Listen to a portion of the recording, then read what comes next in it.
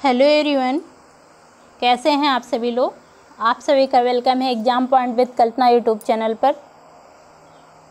जैसा कि इस समय हम मध्यकालीन भारतीय इतिहास को कंप्लीट कर रहे हैं और मध्यकालीन भारतीय इतिहास में हमने मुग़ल साम्राज्य के टॉपिक को इस समय हम कंप्लीट कर रहे हैं और मुग़ल साम्राज्य में हमने बाबर, हुमायूं, शेर शाह सूरी को कंप्लीट कर लिया है। और आज हमारा ये 21 पार्ट है जो कि अकबर से रिलेटेड है, जो कि मुग़ल साम्राज्य के श्रेष्ठ शासक थे। आइए देखते हैं। अकबर टॉपिक काफ़ी बड़ा है और इनसे क्वेश्चन बहुत अच्छे खासे पूछे गए हैं एग्ज़ाम में और ये वेरी इम्पॉर्टेंट है हाल एग्ज़ाम के लिए। आप मिस मत करिएगा, ज़रूर देखिएगा। और 2 दिन वीडियो नहीं आ पाई है किसी कारणवश, लेकिन अब कंटिन्यू आएगी। ठीक है, आइए देखिए। अकबर का जो कि शासनकाल 1556 से 1605 ईस्वी तक था और हालांकि इनका जन्म जो है 1542 में हुआ था और इनका राज्यारोहण जो है, इन्होंने शासन जो है 1556 ईस्वी से किया था और इनकी मृत्यु जो है 25 अक्टूबर 1605 ईस्वी में हुई थी। लेकिन आइए ये सब चीज़ें हम बाद में कंप्लीट करेंगे। पहले थोड़ा सा हम आपको इनके प्रारंभिक जीवन के बारे में बता देते हैं, तो आपको इनके क्वेश्चनों को सॉल्व करने में थोड़ा सा आसानी होगी और आप ये भी समझेंगे जो लोग बहुत नहीं जानते कि अकबर कैसे थे।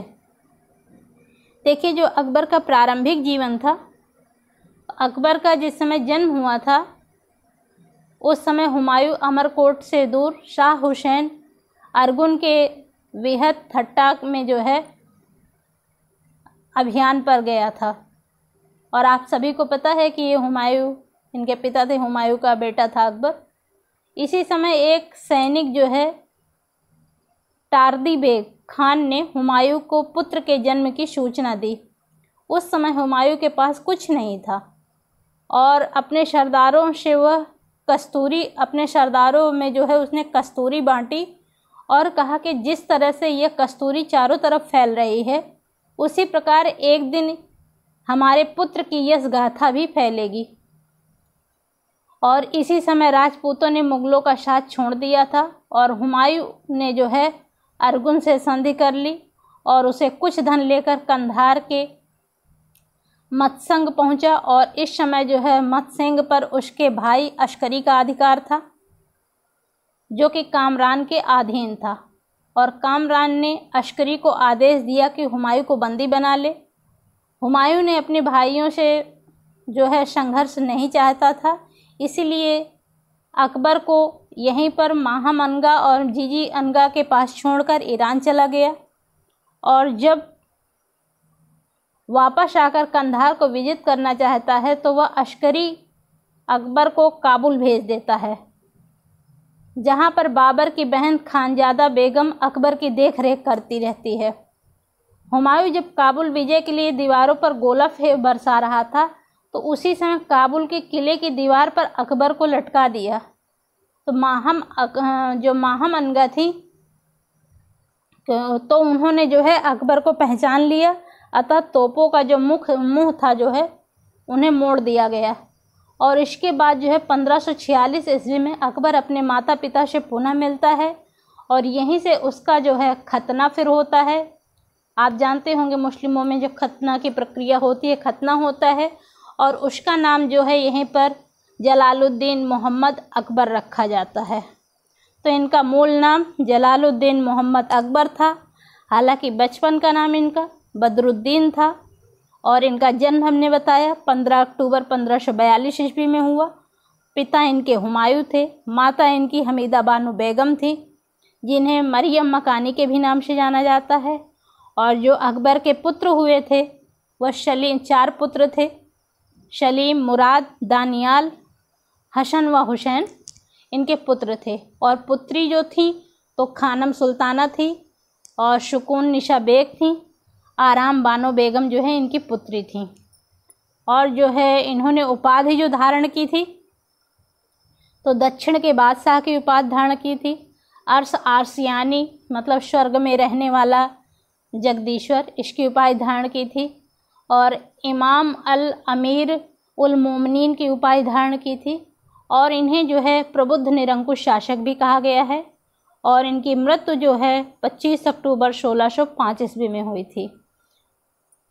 जबकि इनके दो पुत्रों की मृत्यु जो इनके दो पुत्र थे, मुराद की मृत्यु जो है 1599 में और तथा दानियाल की मृत्यु 1604 ईस्वी में हुई थी। और इन दोनों पुत्रों की मृत्यु जो हुई थी तो अधिक मद्यपान करने के कारण जो है इनकी मृत्यु हुई थी। और जो लोगों के विचार हैं अकबर के बारे में वो अलग अलग इतिहासकारों ने अपने अलग अलग मत दिए हैं। थोड़ा सा उनके बारे में जान लीजिए क्योंकि एग्जाम में क्वेश्चन पूछ लिए जाते हैं। तो जो आर.पी. त्रिपाठी इतिहासकार थे उन्होंने अकबर को अपने युग की संतान एवं पिता दोनों कहा है। और जो स्मिथ इतिहासकार थे उन्होंने अकबर को जो है मनुष्यों का जन्मजात शासक बताया है। और जो एलिफिंस्टन थे उन्होंने अकबर को मध्यकालीन भारत का प्रथम राष्ट्रीय शासक कहा है। और जो लेन पोल थे उन्होंने कहा है कि अकबर भारत के शासकों में सर्वोत्तम था। वह साम्राज्य का वास्तविक संस्थापक और व्यवस्थापक था और उसका साम्राज्य जो है मुगल काल का स्वर्ण युग कहा जाता है। यह स्वर्ण युग था। इतना ही जान लीजिए अकबर के बारे में, नहीं तो वीडियो फिर बहुत लंबी हो जाएगी क्योंकि अकबर से क्वेश्चन भी बहुत अच्छे खासे पूछे गए हैं। आप खुद देखिएगा कितने क्वेश्चन एग्जाम में पूछे गए हैं। आइए देखिए, इस तरह से अकबर का प्रारंभिक जीवन था। फिर इन्होंने शासन किया 1556 से 1605 ईस्वी में। और सारी चीज़ें क्वेश्चन के थ्रू हम कंप्लीट कर लेंगे क्योंकि क्वेश्चन देखिए आपके सामने रिप्रेजेंट हैं। आइए इन क्वेश्चनों को हम कंप्लीट करते हैं। देख लीजिए, राजनीति से जो रिलेटेड अकबर के क्वेश्चन हैं। अकबर किस वंश से संबंधित था? तो मंगोल वंश से संबंधित था। अकबर का जन्म कब हुआ था? जैसा अभी हमने बताया 15 अक्टूबर 1542 ईस्वी में हुआ था। अकबर का जन्म कहाँ हुआ था? अमरकोट के राणा वीरसाल के यहाँ हुआ था। और अकबर के माता पिता का क्या नाम था? तो अभी हमने बताया कि माता इनकी हमीदा बानो बेगम थी और पिता इनके हुमायूं थे। किस मुग़ल सम्राट की माँ को मरियम मकानी भी कहा जाता है? तो अभी हमने बताया कि जो अकबर की माँ थी हमीदा बानो बेगम, इन्हें मरियम मकानी के नाम से भी जाना जाता है। जब अकबर का जन्म हुआ तो हुमायूं किसकी शरण में था? तो अमरकोट के राजा की शरण में जो है हुमायूं था। और जब हुमायूं ने भारत से भागकर पारसिया के शाह के यहाँ शरण ली तब उस समय अकबर को किसने संरक्षण प्रदान किया था? तो अस्करी ने संरक्षण प्रदान किया था। अकबर का पूरा नाम क्या था? तो जलालुद्दीन मोहम्मद अकबर था। और नेक्स्ट क्वेश्चन देखिए, अकबर अपने बाल्यकाल में कहाँ पर जो है सूबेदार के रूप में कार्य किया था?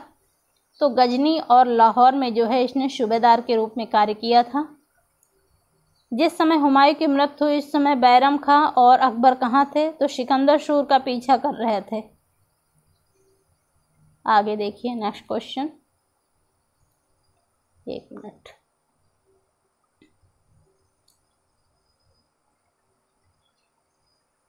जिस समय अकबर अपने पिता की मृत्यु का समाचार प्राप्त हुआ उस समय वो किस स्थान पर था? तो कालानौर गुरदासपुर में, जो कि पंजाब में है, इस स्थान पर था। नेक्स्ट क्वेश्चन देखिए, अकबर को मुगल बादशाह कब घोषित किया गया? 14 फरवरी 1556 ईस्वी को जब इसने सत्ता संभाली उसी समय जो है इसे मुगल बादशाह घोषित किया गया। अकबर का राज्याभिषेक कहाँ हुआ था? तो कालानौर में हुआ था। और जब अकबर का राज्यारोहण हुआ उस समय उसकी आयु कितनी थी? तो लगभग 13 वर्ष 4 माह थी। मुगल सूबेदार जो तर्दी बेग के भाग जाने के पश्चात जो है आगरा एवं दिल्ली पर किसने अधिकार कर लिया था? यह अधिकार किया था तो हेमू ने किया था। और हेमू किस शासक का प्रधानमंत्री था? तो मोहम्मद आदिल शाह का प्रधानमंत्री था। अकबर के नेतृत्व में मुगल सेना एवं हुमायूं के नेतृत्व में अफगान सेना के बीच युद्ध कहाँ पर हुआ था? तो ये पानीपत में हुआ था। और यह युद्ध कब हुआ था? आगे देखिए, क्वेश्चन दे ही रखा है कि पानीपत का युद्ध कब हुआ था अकबर और हेमू के बीच में? तो ये 5 नवंबर 1556 ईस्वी में हुआ था। नेक्स्ट क्वेश्चन देखिए, 1556 ईस्वी में दिल्ली को खोने वाला हिंदू शासक कौन था? तो हिंदू शासक जो है हेमू था। और नेक्स्ट क्वेश्चन देखिए, मध्यकालीन भारत के इतिहास में एकमात्र हिंदू कौन था जिसने दिल्ली के सिंहासन पर अधिकार करके विक्रमादित्य की उपाधि धारण की थी? तो हेमू, जिसे हेमचंद्र के भी नाम से भी जाना जाता है। नेक्स्ट क्वेश्चन देखिए, विक्रमादित्य की उपाधि धारण करने वाला हेमू कौन से क्रम का शासक था? तो ये 14वां शासक था। क्वेश्चन देखिए, क्वेश्चन अगर हम थ्योरी की बात नहीं पढ़ते हैं तो एग्ज़ाम क्रैक करना बड़ा मुश्किल हो जाता है, क्योंकि देखिए क्वेश्चन कैसे कैसे घुमा के पूछे गए हैं। इसलिए क्वेश्चनों को करने से क्वेश्चनों में क्लियरिटी आ जाती है और कन्फ्यूजन भी नहीं रहता है। आगे नेक्स्ट क्वेश्चन देखिए, पानीपत के अनेक युद्ध हुए और ये किस राज्य में है? तो हरियाणा राज्य में स्थित है। बैरम खां कौन था? तो अकबर का संरक्षक था। और अकबर बैरम खां का संरक्षण कब तक रहा था? तो 1556 से 1560 ईस्वी तक था। मक्का जाते समय अहमदाबाद के पास पाटन में बैरम खां का वध किसने किया था? तो एक अफगान ने किया था, जिसे मुबारक खां नूहानी नाम था। आगे देखिए बैरम खां से रिलेटेड क्वेश्चनों को। तो ये जो है शिया मतावलंबी था और बदखशा का निवासी था। हुमायूं और अकबर के पूर्ण स्वामी भक्त से सेवा की थी इसने। और पानीपत के द्वितीय युद्ध के विजय का मुख्य श्रेय जो है बैरम खां को ही दिया जाता है और उसे मुग़ल सूबेदार तर्दी की हत्या का दोष दिया जाता है। और 1560 ईस्वी में बैरम खां का पतन हो गया। और जो है मक्का जाते समय गुजरात के पाटन नामक स्थान पर अफ़गान दल जो कि मुबारक खां ने बैरम खां की हत्या कर दी थी। और अकबर ने उनके पुत्र जो बैरम खां का पुत्र था अब्दुल रहीम खान खाना, वो 1584 ईस्वी में, अब्दुल रहीम वैसे नाम था, और 1584 ईस्वी में अकबर ने जो इन्हें खाने खाना की उपाधि जो है प्रदान की थी। ये बैरम खां के पुत्र ही थे। अकबर के शासनकाल में जो 1560 से 62 ईस्वी के समय जो है इतिहासकारों द्वारा जो है किस नाम को अभिहित किया गया है? तो पर्दा शासन, या जिसे पेटीकोट सरकार के नाम से भी जाना जाता है, तो इस नाम से इसे अभिहित किया गया है। और पेटीकोट सरकार या पर्दा शासन में कौन कौन शामिल थी? तो महामनगा शामिल थी, आदम खां और जीजी अनगा जो है शामिल थी। आगे देखिए,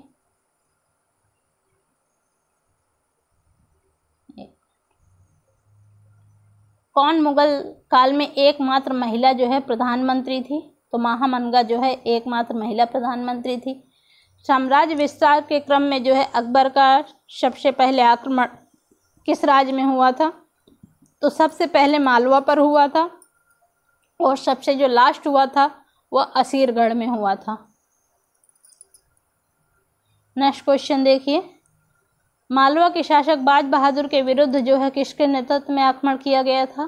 तो अकबर के भाई जो है आदम खां के नेतृत्व में जो है बाज बहादुर के विरुद्ध जो है नेतृत्व पर आक्रमण किया गया था। आगे नेक्स्ट क्वेश्चन देखिए, अकबर ने आदम खां को हटाकर किसे मालवा का सूबेदार नियुक्त किया था? तो पीर मोहम्मद को नियुक्त किया था। और पीर मोहम्मद जो है किस नदी को पार करते समय डूबकर मर गया था? तो नर्मदा नदी को डूबकर मर गया था। अकबर के समय मालवा विजय के लिए कौन उत्तरदायी था? तो अब्दुल्ला खान उज़्बेक जो है मालवा विजय के लिए उत्तरदायी था। किस मुग़ल सरदार को अकबर ने स्वयं मारा था? तो आदम खां को अकबर ने स्वयं मारा था। आगे देखिए नेक्स्ट क्वेश्चन, महामनगा के पुत्र आदम खां को जो है किसने मारा था? तो जो महामनगा का पुत्र आदम खां था इसे अकबर ने मारा था। आगे देखिए नेक्स्ट क्वेश्चन, अजमेर के ख्वाजा मोइनुद्दीन चिश्ती की दरगाह की धार्मिक प्रसिद्ध से प्रेरित होकर अकबर दरगाह की प्रथम तीर्थ यात्रा के लिए कब रवाना हुआ था? तो 1562 ईस्वी में ये रवाना हुआ था। और मोइनुद्दीन चिश्ती के आशीर्वाद से ही इनको जो है पुत्र की प्राप्ति हुई थी, जिसका नाम सलीम एवं जहांगीर था।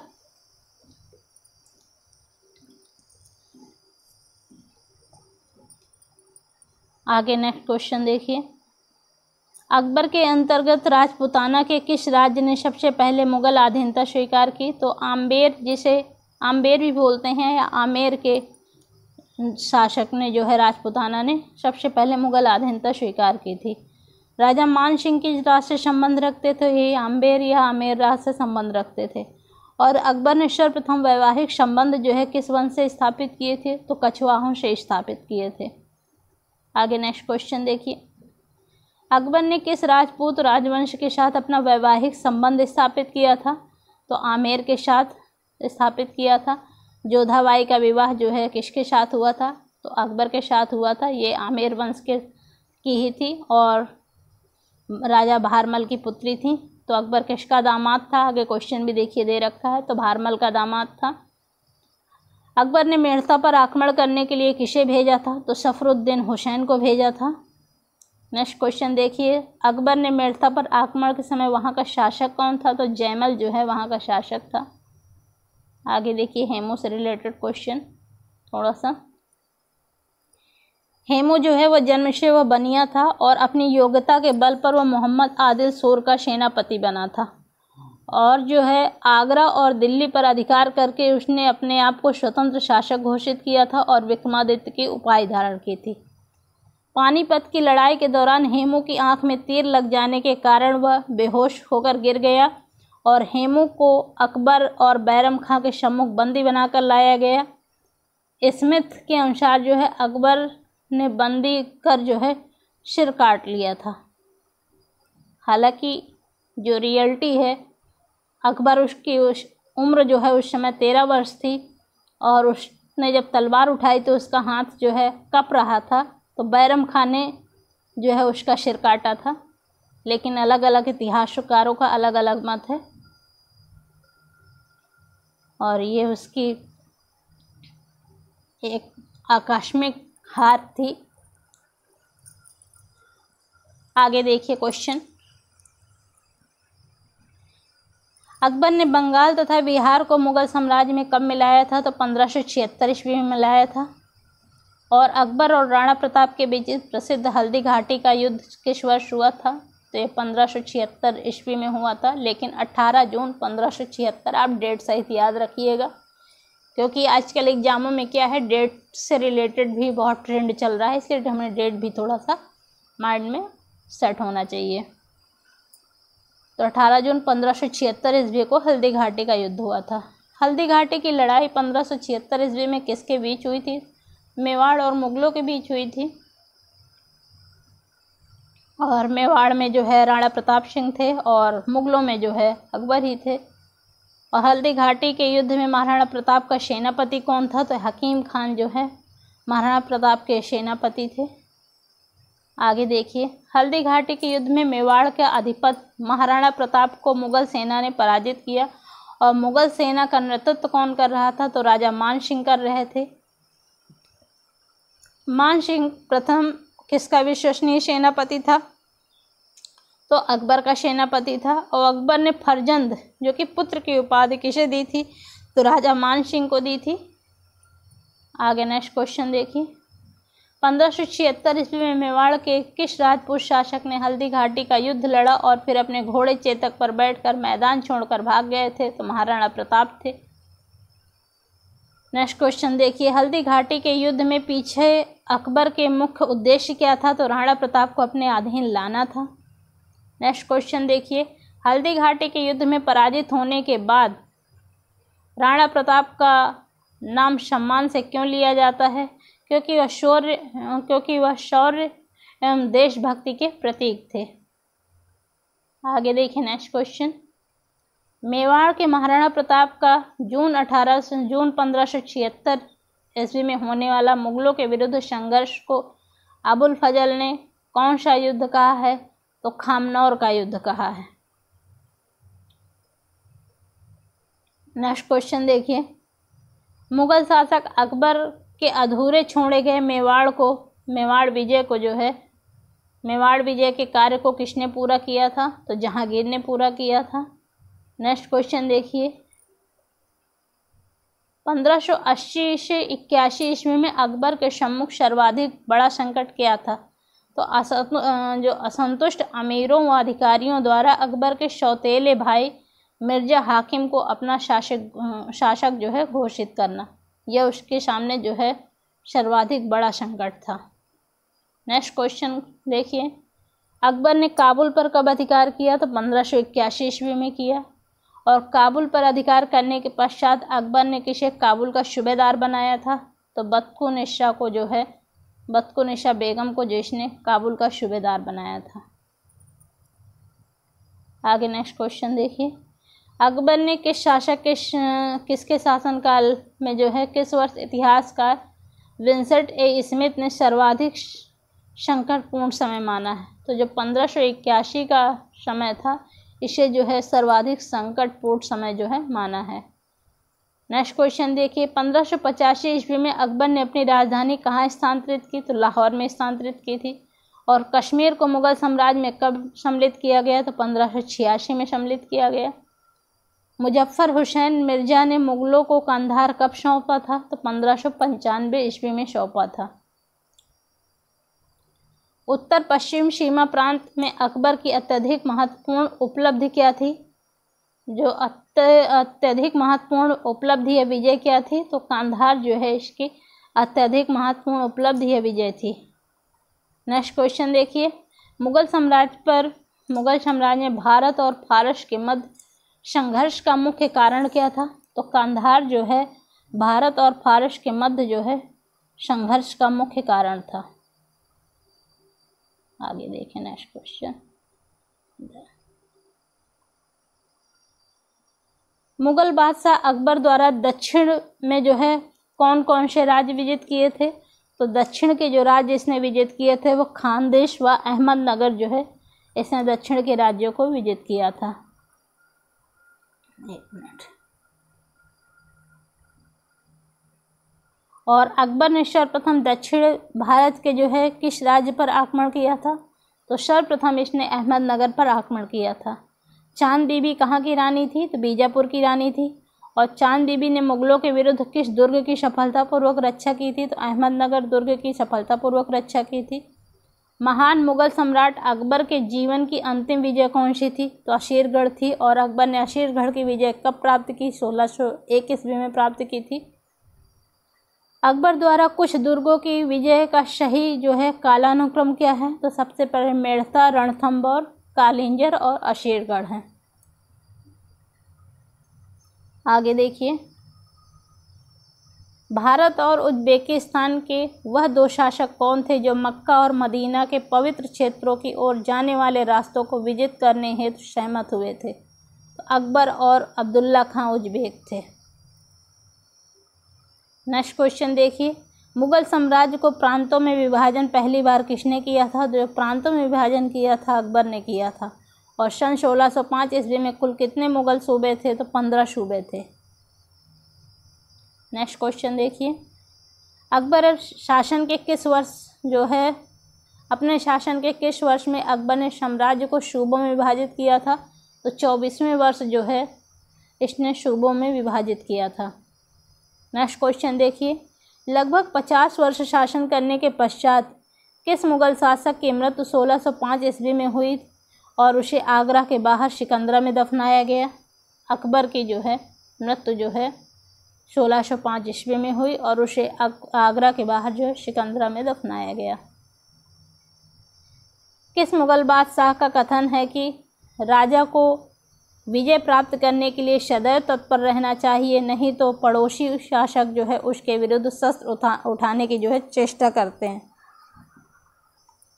अकबर मुगल बादशाह का कथन था कि राजा को जो है विजय प्राप्त करने के लिए सदैव तत्पर रहना चाहिए, नहीं तो उसका पड़ोसी शासक भी जो है उसके विरुद्ध जो है शस्त्र उठाने की जो है चेष्टा करते हैं। अकबर के जो नौरत्न थे उनको देख लीजिए, तो अबुल फजल, फैजी, तानसेन, बीरबल, टोडरमल, मानसिंह, अब्दुल रहीम खाने खाना, अजीजुद्दीन एवं मुल्ला दो प्याजा, ये जो है अकबर के दरबार के नौरत्न थे। और अकबर के सैन्य अभियान देख लीजिए, इधर इसके प्रदेश हैं, इधर वर्ष हैं, इधर स्थानीय शासक हैं और इधर जो है मुगल नेतृत्व करता है। तभी हमने बोला था कि बहुत सी चीज़ें हम क्वेश्चन के थ्रू जो है क्लियर कर लेंगे। तो फर्स्ट विजय जैसे हमने बताया था, फर्स्ट इनका सैन्य अभियान मालवा था जो कि 1561 ईस्वी में किया था। और जो है बाज बहादुर वहाँ के शासक थे, और जो मुग़ल नेतृत्वकर्ता जिनके नेतृत्व में जो है अकबर ने सैन्य अभियान किया था तो अधम खां और पीर मोहम्मद थे। फिर इन्होंने चुनार का पर जो है सैन्य अभियान किया था जो कि 1561 ईस्वी में किया था, और इसके नेतृत्वकर्ता जो है आशफ खां थे। और उसके बाद आमेर में किया था, तो आमेर में 1562 ईस्वी में से महाराजा भारमल थे, और यहाँ पर स्वेच्छा से उन्होंने जो है अकबर की अधीनता स्वीकार कर ली थी। फिर उसके बाद 1562 में मेड़ता में भी यहाँ जयमल शासक थे, और शफरुद्दीन के नेतृत्व में जो है यहाँ पर सैन्य अभियान किया था।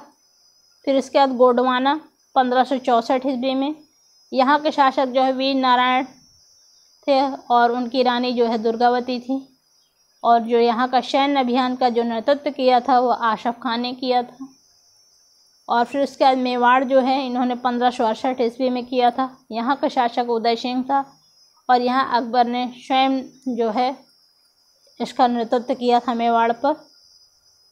और फिर उसके बाद रणथंभौर जो कि 1569 ईस्वी में, यहाँ का शासक जो है सूरज नारायण हाडा थे, और यहाँ का जो सैन्य नेतृत्व था भगवान दास और अकबर दोनों ने जो है किया था। और देखिए इधर, क्योंकि ये काफ़ी इनके सैन्य अभियान थे। फिर उसके बाद जो है कालिंजर था 1569 ईस्वी में, यहाँ का शासक जो है रामचंद्र थे, और जिसके नेतृत्व में सैन्य अभियान किया था वो मजनू खां थे। फिर उसके बाद मारवाड़ 1570 ईस्वी में, यहाँ के शासक चंद्रसेन थे, और स्वेच्छा के नेतृत्व में इन्होंने अकबर ने सैन्य अभियान किया था। और जैसलमेर 1570 ईस्वी में, यहाँ के शासक जो है हर्राय थे, यह भी स्वेच्छा के नेतृत्व में सैन्य अभियान था इनका। और बीकानेर या 1570 ईस्वी में, यहाँ के शासक जो है राय कल्याणमल थे, यह भी जो है इसका सैन्य नेतृत्व जो है स्वेच्छा ने किया था। स्वेच्छा क्या, यहाँ जो है स्वेच्छा से जो है इन लोगों ने अकबर की अधीनता स्वीकार कर ली थी। सॉरी, मैं स्वेच्छा बता रही हूँ। तो मारवाड़, जैसलमेर और बीकानेर, इन्होंने जो है स्वेच्छा से जो है अकबर की अधीनता जो है स्वीकार कर ली थी। तो कंफ्यूज मत होइएगा, इस स्वेच्छा का मतलब हुआ कि स्वेच्छा से जो है कोई बिना युद्ध किए ही इनकी अधीनता जो है अकबर की इन राज्यों ने स्वीकार कर ली थी। आगे देखिए, जो गुजरात था प्रथम अभियान किया था तो 1572 ईस्वी में किया था, और यहाँ का शासक जो है मुजफ्फर खां तृतीय थे, और जो है जिसके नेतृत्व में इन्होंने मुग़ल सैन्य अभियान किया था तो मिर्ज़ा अजीज़ कोका थे।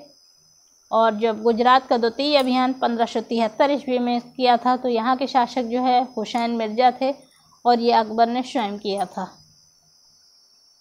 फिर बंगाल एवं बिहार, तो यहाँ 1574 से 76 ईस्वी में किया, और यहाँ के शासक दाऊद खां थे, और यहाँ का जो सैन्य नेतृत्व किया था मुनीम खां ने किया था। फिर हल्दी घाटी 1576 ईस्वी में, और यहाँ के शासक महाराणा प्रताप थे, और जो सैन्य नेतृत्व किया था मुग़लों का तो आशफ खां और मान सिंह थे। फिर काबुल 1581 ईस्वी में, यहाँ के शासक मिर्ज़ा हकीम मिर्ज़ा थे, और यहाँ जो सैन्य नेतृत्व किया था मुग़लों का तो मान सिंह और अकबर दोनों ने किया था। कश्मीर जो है 1586 ईस्वी में, यहाँ का शासक यूसुफ खां और याकूब खां थे, और जो मुग़ल सैन्य का नेतृत्व किया था तो कासिम खां और भगवान दास ने किया था। सिंध जो है 1591 ईस्वी में, यहाँ के शासक जानी बेग थे, और जो इसका सैन्य नेतृत्व किया था मुग़लों का तो अब्दुल रहीम खान खाना ने किया था। फिर उसके बाद खानदेश 1551 ईस्वी में, यहाँ के शासक अली खां थे, इन्होंने स्वेच्छा से जो है अकबर की अधीनता स्वीकार कर ली थी बिना युद्ध किए। फिर उड़ीसा, ये भी 1591 से 92 ईस्वी में, यहाँ के शासक निसार खां थे, और जो यहाँ पर मुग़लों का नेतृत्व किया था तो मान सिंह ने किया था। और फिर उसके बाद बलूचिस्तान था तो 1595 ईस्वी में, यहाँ के शासक पन्नी अफ़गान थे, और जो मुग़लों का नेतृत्व किया था जिसके नेतृत्व में सैन्य अभियान था तो मीर मासूम थे। फिर उसके बाद कंधार 1595 ईस्वी में, तो मुजफ्फर हुसैन थे और जिसके नेतृत्व में किया था, मुग़लों का सैन्य नेतृत्व जिसने किया था तो वो शाह बेग थे। फिर अहमदनगर 1597 से 1600 ईस्वी में, यहाँ के शासक बहादुर निजाम शाह थे और जो मुग़ल सैन्य नेतृत्व जो किया था तो शहजादा मुराद और अब्दुल रहीम खान खाना ने जो है इनके नेतृत्व में यह सैन्य अभियान था। और अंतिम विजय या अंतिम सैन्य अभियान अशीरगढ़ था अकबर का, जो कि 1601 ईस्वी में था और यहाँ का शासक जो है मीरन बहादुर था और ये अकबर की अंतिम विजय थी। और इस विजय को कहा जाता है कि अकबर ने जो है सोने की चाबियों से इसको खोला था, क्योंकि यहाँ से इसको जो है काफ़ी धन प्राप्त हुआ था अशीरगढ़ की विजय से। आगे देख लीजिए अकबर के शासनकाल की जो प्रमुख घटनाएं थी, इधर वर्ष हैं इधर घटनाएं थीं। जिस वर्ष में जो घटनाएं हुई थी तो 1560 से 62 ईस्वी में पर्दा शासन था और 1562 ईस्वी में पर्दा शासन की समाप्ति हुई।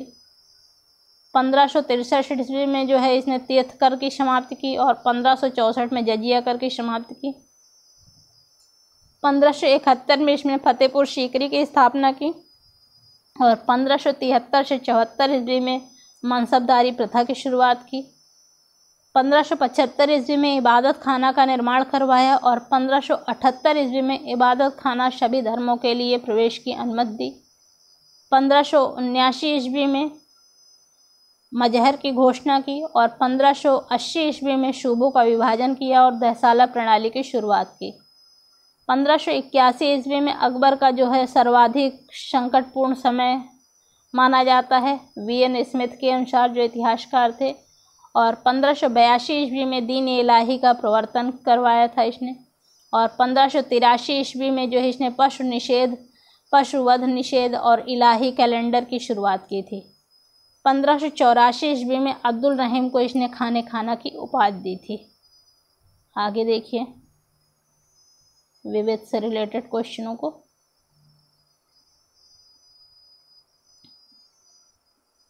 देखिए राजपूतों के साथ मेल मिलाप की नीति अपनाने में अकबर का मुख्य उद्देश्य क्या था? तो मुगल साम्राज्य को शक्तिशाली बनाना जो है ये इसका उद्देश्य था।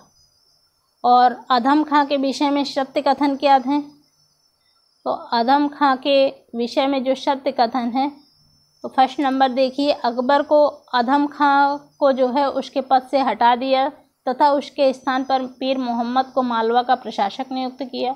सेकंड नंबर देखिए, अधम खां ने अपनी विजय की प्राप्त संपत्ति को जो है अकबर की सेवा में नहीं भेजा था आदम खां ने। आगे देखिए नेक्स्ट क्वेश्चन, अकबर का शासनकाल जाना जाता है। फर्स्ट नंबर देखिए क्षेत्रों को जीतने के लिए, सेकंड नंबर अपनी प्रशासनिक व्यवस्था के लिए और थर्ड नंबर न्यायिक प्रशासन के लिए जाना जाता है अकबर का शासनकाल।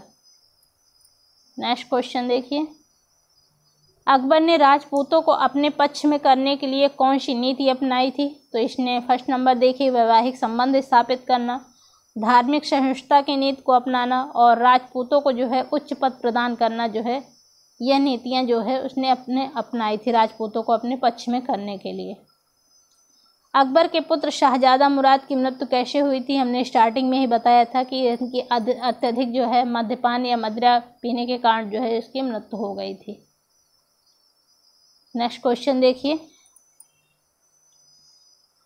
पश्चिम भारत में आने वाला पहला अंग्रेज कौन था? तो जॉन मिल्डनहाल जो है पश्चिम भारत में आने वाले पहले अंग्रेज थे और अकबर के दरबार में आने वाला पहला अंग्रेज व्यक्ति रॉल्फ फिश थे। तो आप क्वेश्चनों को अच्छे से देख लीजिए। अगर पश्चिम भारत में आने वाला पहला अंग्रेज पूछे तो जॉन मिल्डनहाल और अकबर के दरबार में आने वाला पहला अंग्रेज व्यक्ति तो रॉल्फ फिश, कंफ्यूज मत होइएगा। आगे देखिए नेक्स्ट क्वेश्चन, जब राजस्थान एक रियासत के कारण अपने राजा के द्वारा स्वयं पर अत्याचार के बारे में मुगल बादशाह से शिकायत करने गए तो बादशाह ने यह कहकर कि वह मोटा राजा है उनकी शिकायत को अनदेखी कर दी। राजा उनकी रियासत और मुगल बादशाह जिसे उसे मोटा राजा कहा था वह कौन था? तो जोधपुर का राजा उदय सिंह और बादशाह अकबर के बारे में जो है उन्होंने ऐसा कहा था।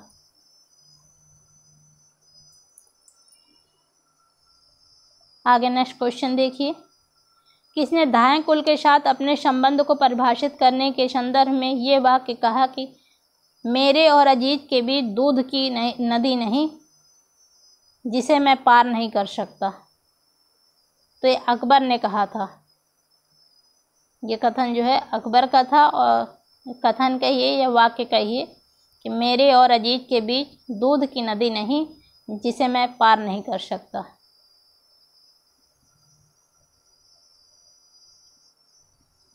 आगे नेक्स्ट क्वेश्चन देखिए, क्वेश्चन काफ़ी लंबा हो, देख लीजिए, थोड़ा सा छोटा कर लें तब आ जाएगा। देख लीजिए, कुछ समय बाद बीबी दौलत शाह और एक बेटी, बीबी दौलत शाह को एक और बेटी पैदा हुई और उसने बादशाह ने उसका नाम आराम बानो बेगम रखा। और मेरे पिता इतना पसंद करते थे कि उसकी गुस्ताखियों को भी अच्छे आचरण की सीमा में मानते थे और बार बार मुझे संबोधित करते हुए कहते थे कि बाबा, मेरे खातिर मेरे बाद भी इस छोटी बहन के प्रति उतनी ही दयालुता रखना जैसा मैं रखता हूँ।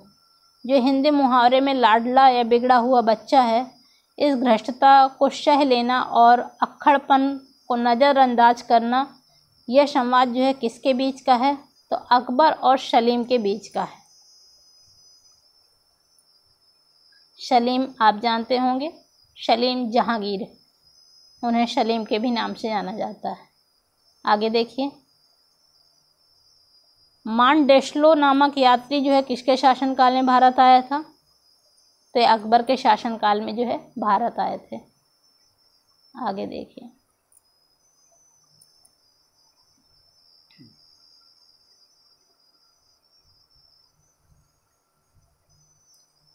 अकबर की जो है लोकप्रियता के क्या कारण थे? तो उसने जो है वो लोकप्रिय क्यों हुआ? फर्स्ट नंबर देखिए, उसने मनसबदारी प्रथा की शुरुआत की। सेकंड नंबर, उसकी धार्मिक नीति अच्छी थी। थर्ड नंबर देखिए, उसकी जो भू राजस्व व्यवस्था थी वो भी अच्छी थी। और उसका फोर्थ नंबर देखिए, उसने सामाजिक सुधार कार्य किए। नेक्स्ट क्वेश्चन देखिए, मुग़ल बादशाहों के विषय में सत्य कथन क्या है? तो जो जहांगीर, शाहजहां और खुसरो का जन्म जो है राजपूत माँ के गर्भ से हुआ था। नेक्स्ट क्वेश्चन देखिए, इंग्लैंड की रानी एलिजाबेथ प्रथम का समकालीन भारतीय राजा कौन था? तो अकबर थे। और भारत में किसके शासनकाल में इंग्लिश ईस्ट इंडिया कंपनी का गठन हुआ था? तो अकबर के समय में हुआ था। और किसके कथा अनुसार मुग़ल जो है यह हरम जो है सच्चरित्रता का मंडप था? तो निजामुद्दीन अहमद के अनुसार।